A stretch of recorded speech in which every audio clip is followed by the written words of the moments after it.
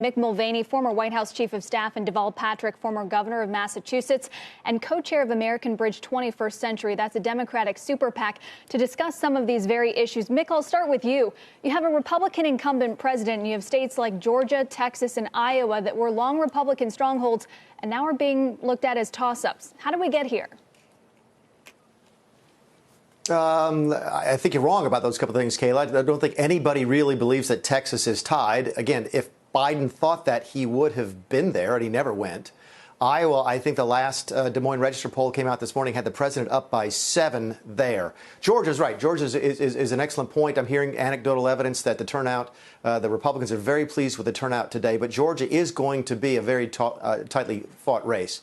But to the point that everybody else is making here tonight, Florida is really where all the action is early. If the president wins big there, it bodes very well for the rest of the night. If he loses Florida, it's going to be very difficult for him to claw his way back. But going to be a long night in some very interesting states. Just a quick follow on that, Mick. Senator Harris did go to Texas multiple times, but in the Rust Belt specifically, those were 3 states, Michigan, Wisconsin, Pennsylvania, that really carried President Trump in 2016. He did win those by less than a percentage point, but they're looking even closer now. Michigan likely to lean left, according to NBC News, and Pennsylvania is where everyone's looking. How do you see those falling?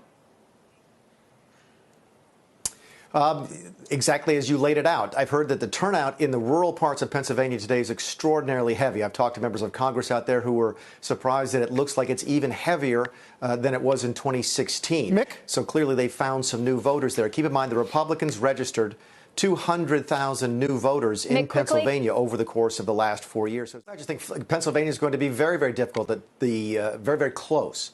Again, I'm hearing anecdotal evidence from my friends in Congress that the turnout in the rural areas there is extraordinarily high, even higher than it was in 2016.